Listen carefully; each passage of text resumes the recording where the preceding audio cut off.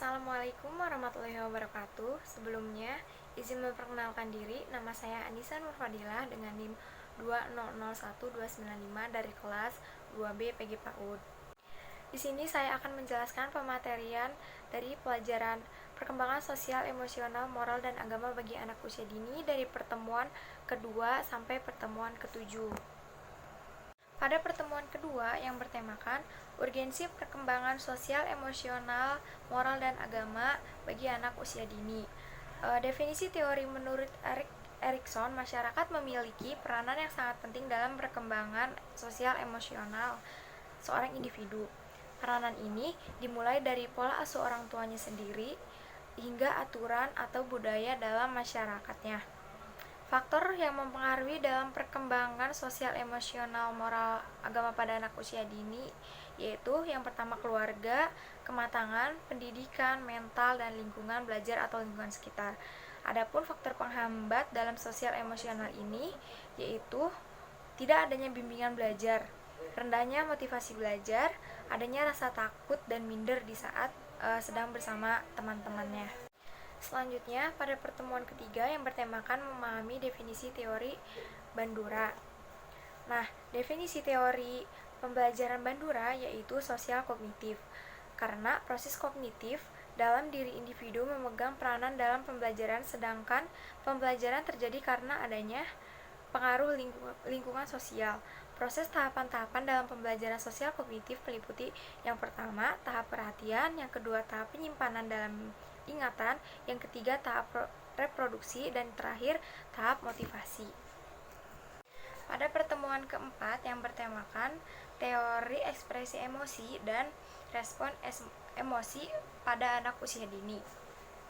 Dalam ekspresi pada anak usia dini ada beberapa macam, yaitu yang pertama ada rasa takut, yang kedua rasa canggung, yang ketiga rasa khawatir, yang keempat rasa cemas, kelima rasa marah, yang keenam rasa cemburu, yang ketujuh rasa cinta kepada orang tuanya atau kepada teman-temannya, yang kedelapan rasa keingintahuan, dan yang terakhir ada rasa kegembiraan.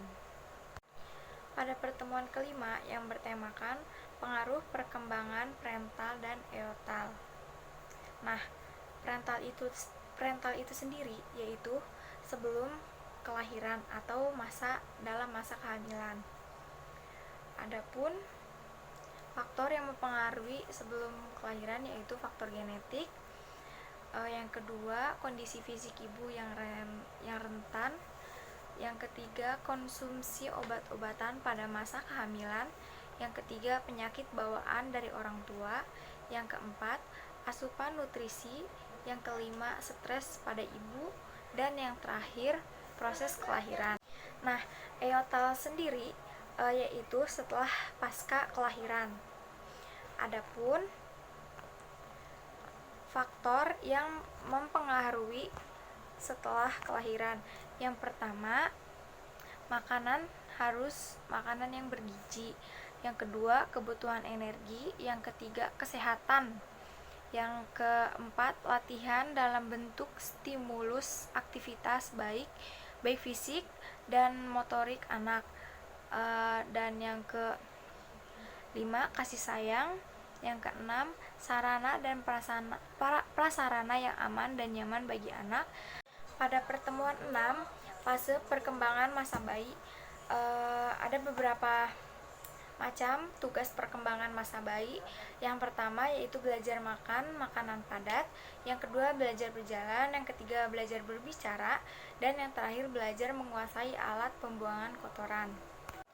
Pada pertemuan 7 yaitu fase perkembangan masa kanak-kanak. Nah, perkembangan sendiri yaitu artinya perkembangan adalah perubahan-perubahan yang dialami setiap individu atau organisme menuju tingkat kedewasaan yang berlangsung secara sistematik, progresif, dan berkesinambungan, baik menyangkut fisik atau psikis. Contohnya seperti terjadi perubahan dalam aspek fisik, seperti perubahan berat badan.